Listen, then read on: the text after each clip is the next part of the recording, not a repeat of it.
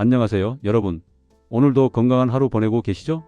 저는 여러분의 건강한 일상을 응원하는 시니어 건강정보 채널에서 인사드립니다. 오늘 이야기할 주제는요, 사실 많은 분들이 매일 드시면서도 제대로 알고 계시지 않은 식재료예요. 바로 생강이에요. 생강이요? 생강 그거 그냥 음식에 넣으면 되는 거 아닌가요? 하고 생각하시는 분들 계시죠? 그런데 오늘 이야기 다 들으시고 나면 내가 이걸 몰랐구나 하고 무릎을 탁 치시는 분들 꽤 많으실 거예요. 생강은요, 단순히 냄새 잡는 양념 그 이상의 식재료예요. 그런데 어떤 음식이랑 같이 먹느냐에 따라서 몸에 약이 되기도 하고 반대로 예상치 못한 불편함을 만들어내기도 하거든요.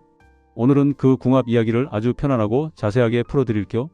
먼저 생강이 어떤 식재료인지부터 같이 천천히 되짚어 볼게요.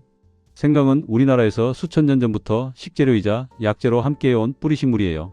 생강 특유의 매운맛과 향은 진저롤이랑 쇼가올, 그리고 진저론이라는 성분에서 나와요. 이름이 좀 어렵죠? 그냥 쉽게 말하면 생강 안에 들어있는 항염 성분, 혈액순환 돕는 성분, 소화 촉진 성분이라고 이해하시면 돼요. 특히 생강은 몸을 따뜻하게 해주는 성질이 강한 식품이에요. 한의학에서 오래전부터 냉증 개선에 써온 이유가 바로 이 따뜻한 성질 때문이고요. 손발이 차갑거나 소화가 잘 안되거나 조금만 먹어도 속이 더부룩하다는 분들, 특히 50대, 60대 이상 어르신들 중에 이런 증상 있으신 분들 많으시잖아요. 생강이 거기에 딱 맞는 식재료 중 하나예요. 그리고 현대 과학적으로도 생강의 항산화, 항염증 효과가 상당히 탄탄하게 증명이 돼 있어요. 관절 불편함을 줄여준다는 연구도 있고 메스꺼움이나 구역감을 완화시켜준다는 연구도 굉장히 많이 나와 있어요. 실제로 항암 치료 받으시는 분들 중에 생강차로 구역감을 다스리는 경우도 있고 임산부들의 입덧 완화에도 생강이 쓰이거든요. 이렇게 생강은 정말 쓰임새가 다양하고 귀한 식재료예요. 그런데 이렇게 좋은 생강도 같이 먹는 음식에 따라 효능이 배가 되기도 하고 오히려 몸에 부담을 줄 수도 있어요. 자, 그러면 이제 본격적으로 생강과 궁합이 좋은 음식들부터 하나하나 이야기해 드릴게요. 첫 번째로 이야기할 궁합 좋은 음식은 바로 꿀이에요. 생강꿀차 들어보신 적 있으시죠? 생강차에 꿀 한 숟가락 넣어서 마시면 그냥 맛있어서 드시는 분들도 계실 텐데요. 사실 이 조합은 영양학적으로도 한의학적으로도 정말 환상적인 짝이에요. 생강은 몸을 따뜻하게 하고 항균, 항염 성질이 강한데 꿀도 마찬가지로 항균 성분이 풍부하거든요. 특히 꿀에 들어있는 효소 성분이 생강의 매운 자극을 부드럽게 감싸주면서 위장에 자극을 덜 줘요. 생강을 그냥 드셨을 때 속이 조금 따끔하거나 쓰린 느낌이 드는 분들도 계시는데 꿀을 같이 섞으면 그 자극이 훨씬 줄어들어요. 거기다가 꿀의 천연 당분이 생강의 소화 촉진 효과를 더 오래 유지시켜주는 역할도 해요. 감기 기운이 돌거나 목이 칼칼할 때 생강꿀차 한 잔 마셨더니 훨씬 나아졌다는 분들 주변에 꼭 한두 분씩 계시잖아요. 그게 그냥 위약 효과가 아니라 진짜 두 식재료의 시너지가 작동한 거예요. 단, 꿀은 혈당을 올릴 수 있으니까 당뇨가 있으신 분들은 꿀의 양을 조금 조절해서 드시는 게 좋아요. 두 번째는 대추예요. 생강대추차, 우리 어머니 세대부터 정말 많이 드셨던 조합이죠.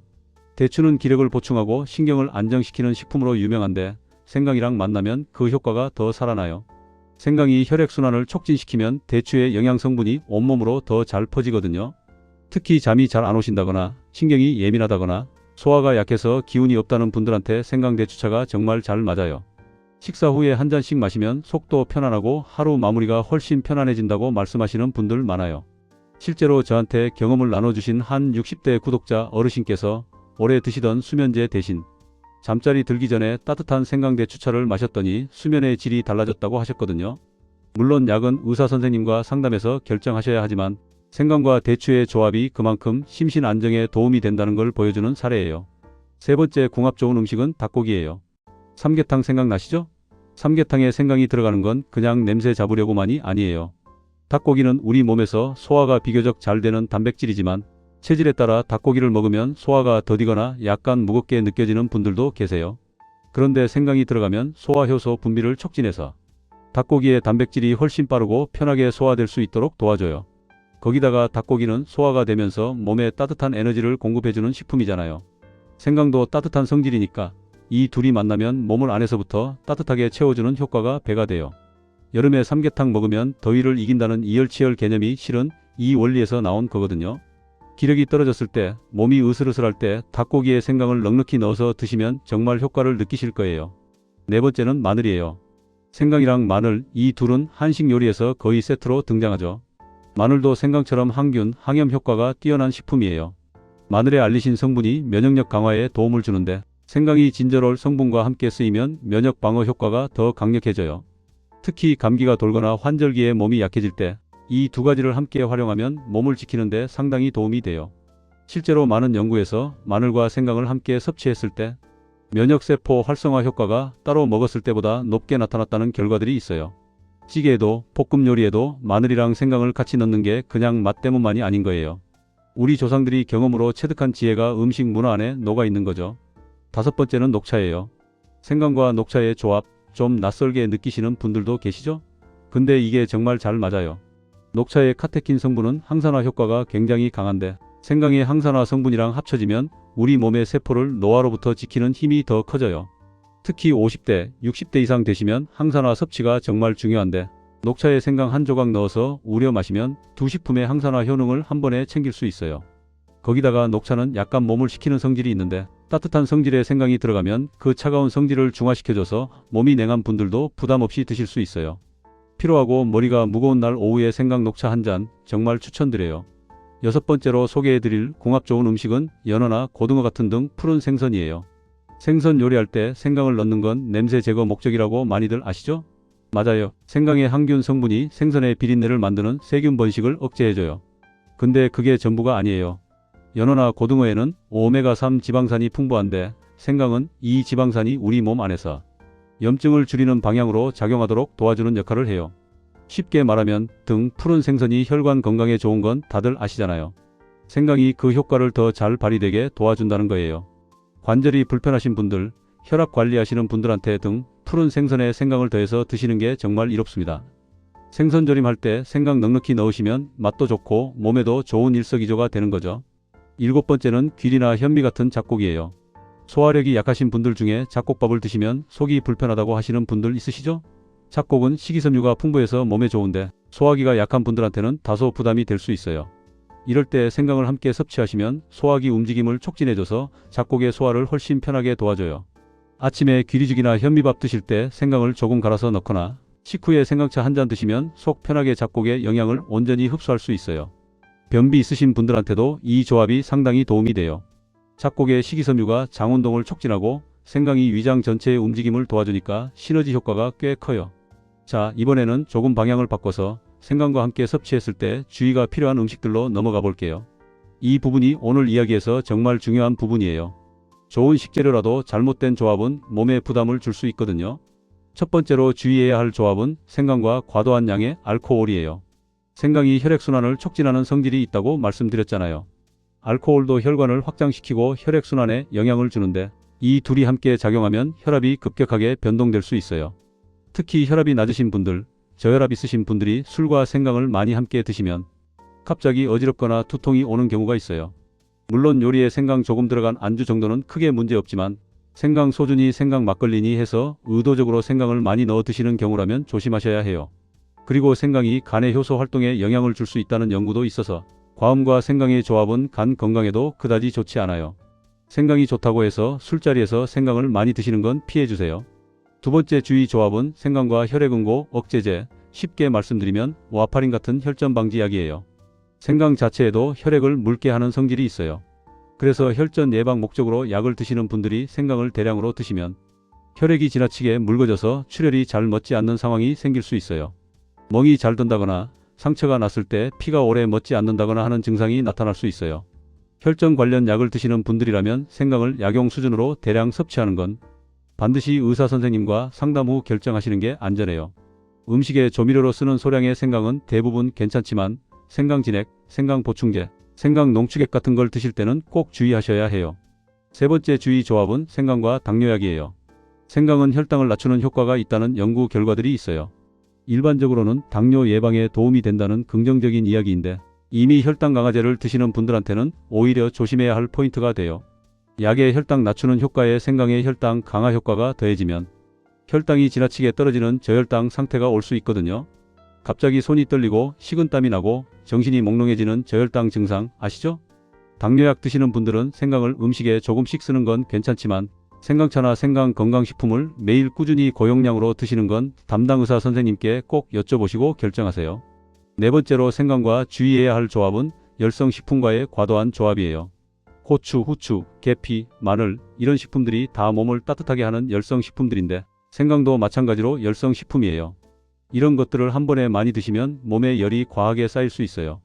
특히 평소에 얼굴이 달아오르거나 상체에 열이 많거나 입이 자주 마르는 분들, 한의학적으로 열이 많은 체질이라고 하는 분들이 이런 조합을 과하게 드시면 두통, 코피, 입술 갈라짐, 피부 트러블 같은 증상이 생길 수 있어요. 맛있다고 생강 듬뿍, 고추 듬뿍, 후추 팍팍 뿌린 음식을 자주 드시는 분들 중에 요즘 갑자기 입이 너무 자주 마르고 얼굴이 화끈거린다고 하시는 분들이 계시는데 혹시 이런 열성식품들을 한꺼번에 너무 많이 드시는 건 아닌지 한번 돌아보시면 좋겠어요.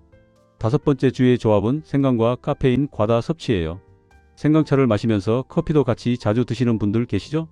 생강이 신경계를 약간 자극하는 성질이 있고 카페인도 신경계를 자극하잖아요. 이 두 가지를 함께 과도하게 드시면 가슴이 두근거리거나 잠이 안 오거나 신경이 예민해지는 증상이 생길 수 있어요. 특히 심장이 약하신 분들, 부정맥 있으신 분들은 생강과 커피의 조합을 너무 자주, 너무 많이 드시는 건 좋지 않아요. 물론 커피 한 잔에 생강 조금 들어간 거 한 번 마시는 건 전혀 문제 없어요. 다만 생강을 약처럼 진하게 먹으면서 커피도 하루에 서너 잔 마시는 패턴이 반복된다면 거기서 오는 자극이 쌓일 수 있다는 거예요. 여섯 번째로 많이들 궁금해하시는 조합인데요. 생강과 우유나 유제품이에요. 이게 완전히 나쁜 조합이라기보다는 소화가 약한 분들한테 주의가 필요한 조합이에요. 우유는 차가운 성질이고 소화기에 점막을 자극할 수 있는 유당이 들어있는데 생강이 매운 성분이 이미 자극받은 소화기 점막에 추가 자극을 줄 수 있어요. 특히 유당 불내증이 있으신 분들이 우유를 드신 뒤에 생강차를 바로 드시면 배가 더 불편해지는 경우가 있어요. 생강 라떼가 요즘 인기 있잖아요. 드실 수 있어요. 근데 소화기가 예민하신 분들은 두유나 귀리 우유에 생강을 섞어 드시는 게 훨씬 속이 편할 수 있어요. 일곱 번째 주의의 조합은 생강과 신음식의 과도한 조합이에요. 식초, 매실, 원액, 유자청같이 산도가 높은 음식이에요. 생강 자체도 소화기에 어느 정도 자극을 줄 수 있는데 신음식도 위산 분비를 자극해요. 역류성 식도염이 있으신 분들, 위가 약하신 분들이 이 두 가지를 함께 드시면 가슴이 쓰리거나 신트림이 올라오는 증상이 심해질 수 있어요. 생강 매실차 같은 거 드실 때 속이 불편하셨던 분들이라면 바로 이 조합의 영향일 수 있어요. 물론 소화기가 튼튼한 분들은 이런 조합도 전혀 문제없이 드시지만 위장이 예민하신 분들이라면 각각 따로 드시는 게 좋아요. 여기서 잠깐 생강을 드시는 방법에 대해서도 짚고 넘어가고 싶어요. 생강은 생으로 드시느냐, 익혀서 드시느냐에 따라 효능이 달라져요. 생생강에는 진저롤 성분이 풍부한데 이 성분이 항염증, 항균 효과가 강해요. 반면에 생강을 가열하거나 말리면 진저롤이 쇼가올로 변환돼요. 쇼가올은 진저롤보다 항산화 효과가 훨씬 강한 성분이에요. 그래서 항산화 효능을 극대화하고 싶으시면 말린 생강이나 볶은 생강을 쓰시는 게 좋고 항균이나 소화 촉진 효과를 원하시면 생생강을 쓰시는 게 더 유리해요. 생강차를 끓일 때도 너무 오래 팔팔 끓이면 진저롤이 너무 많이 변환돼서 특유의 신선한 항균 효과가 줄어들 수 있어요. 생강차는 물이 끓으면 불 줄이고 10분에서 15분 정도 약불에서 우려내는 게 가장 좋아요. 그리고 생강을 드실 때 하루 적정량에 대해서도 말씀드릴게요. 성인 기준으로 신선한 생강은 하루 2g에서 4g, 그러니까 엄지손가락 1000마디 정도 크기가 적당해요. 이 양이면 효과도 충분히 누리면서 과잉 섭취로 인한 부작용도 피할 수 있어요. 생강즙이나 생강진액으로 드신다면 하루 한 포, 생강가루라면 한 티스푼 이하가 적당해요. 좋다고 한꺼번에 너무 많이 드시는 건 오히려 위장 점막에 자극을 주고 구역감이나 설사를 유발할 수 있어요. 생강도 적당히 드셔야 보약이에요. 다시 궁합 이야기로 돌아와서 이번에는 조금 덜 알려진 숨은 궁합 조합들을 소개해 드릴게요. 생강이랑 당근의 조합 이야기를 먼저 드릴게요. 당근에는 베타카로틴이 풍부하죠. 베타카로틴은 지용성 성분이라서 기름과 함께 드셔야 흡수율이 높아지는데 생강을 기름에 볶아서 당근이랑 같이 드시면 두 가지 효과를 동시에 얻을 수 있어요. 생강이 소화 촉진 효과가 당근의 영양 흡수를 도와주고 두 식품 모두 면역력 강화와 항산화 효과가 있어서 시너지가 나요. 당근 생강 볶음, 당근 생강 주스 생각보다 맛도 잘 어울리고 건강 효과도 좋아요. 시금치와 생강 조합도 좋아요. 시금치에는 철분이 많은데 철분 흡수를 돕는 데에 소화기 건강이 중요하거든요. 생강이 소화 효소 분비를 활발하게 해줘서 시금치의 철분 흡수율을 높여주는 역할을 해요. 빈혈이 있으신 분들, 기력이 떨어지는 분들이 시금치 나물에 생강즙을 살짝 섞거나 시금치 된장국에 생강을 조금 넣어 드시면 좋아요. 양파와 생강 조합도 숨은 명콤비예요. 양파의 퀘르세틴 성분과 생강의 진저롤 성분이 혈관 건강에 상당히 좋은 조합을 이뤄요. 혈압 관리, 혈관 탄력, 콜레스테롤 관리에 관심 있으신 분들이라면 양파와 생강을 함께 활용하는 요리를 자주 드시는 게 좋아요. 양파 생강 된장국, 양파 생강 볶음, 아니면 양파와 생강을 함께 갈아서 만든 소스도 참 좋아요. 혈관 건강은 50대, 60대 이상 어르신들한테 정말 중요한 테마잖아요. 이 두 가지 조합을 생활 식재료로 꾸준히 활용하시면 혈관 건강 관리에 실질적인 도움이 돼요. 강황과 생강의 조합도 빼놓을 수 없어요. 요즘 강황, 즉 터메릭이 정말 주목받고 있는데 강황의 커큐민 성분은 항염 효과가 굉장히 뛰어나요.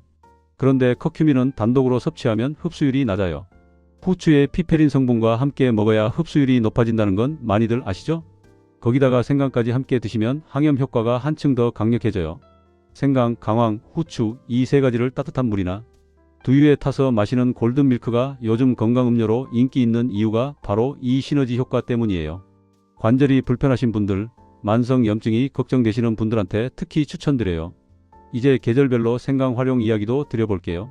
봄에는 몸이 겨울잠에서 깨어나면서 소화기가 활발해지는 시기예요. 이때 생강을 녹차나 박하와 함께 드시면 봄철 나른함과 소화기 정리에 도움이 돼요.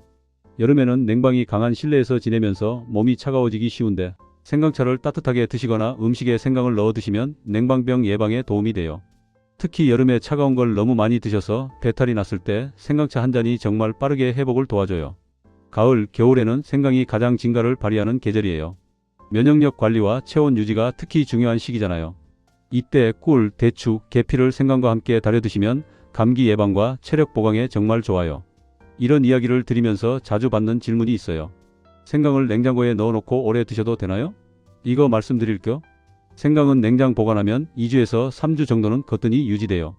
근데 생강은 껍질째 종이나 키친타월로 감싸서 냉장 보관하시는 게 좋아요. 비닐에 그냥 넣어두면 수분이 차서 쉽게 상할 수 있거든요. 더 오래 보관하실 거라면 생강을 썰어서 냉동 보관하시거나 생강즙을 내서 얼음틀에 얼려두셨다가 필요할 때 하나씩 꺼내 쓰시면 편리해요. 냉동 보관하면 한 달 이상도 거뜬해요. 그리고 말린 생강은 습기 없는 서늘한 곳에 보관하시면 수개월도 사용 가능하고요. 오늘 정말 다양한 이야기를 드렸는데 마지막으로 한 가지만 더 당부드릴게요. 음식 궁합이라는 게 사람마다 체질이 다르고 건강 상태가 다르기 때문에 오늘 말씀드린 내용이 모든 분한테 동일하게 적용되는 건 아니에요. 특히 기저질환이 있으시거나 약을 드시고 계신 분들은 생강을 약으로 활용하시기 전에 꼭 담당 의사 선생님이나 한의사 선생님과 상담하시는 게 가장 안전해요. 음식은 결국 내 몸의 반응을 들으면서 드셔야 해요. 생강을 드셨을 때 속이 편안하고 기분이 좋아지신다면 잘 맞는 거고, 드셨을 때 오히려 속이 불편하다면 양을 줄이거나 방법을 바꿔보시는 게 좋아요. 오늘 이야기 다들 들으시면서 어떠셨나요? 매일 요리에 쓰는 생강 한 조각이 이렇게 많은 이야기를 품고 있다는 게 새삼 놀라우시죠? 부엌 한쪽에 자리 잡고 있던 생강을 이제 좀 다르게 보시게 되셨으면 좋겠어요. 작은 식재료 하나도 제대로 알고 드시면 매일 먹는 밥 한 끼가 여러분의 건강을 지키는 진짜 약이 될 수 있어요. 오늘도 여러분의 건강한 하루를 진심으로 응원해요. 다음 영상에서 또 알찬 건강 이야기로 찾아올게요. 건강하세요.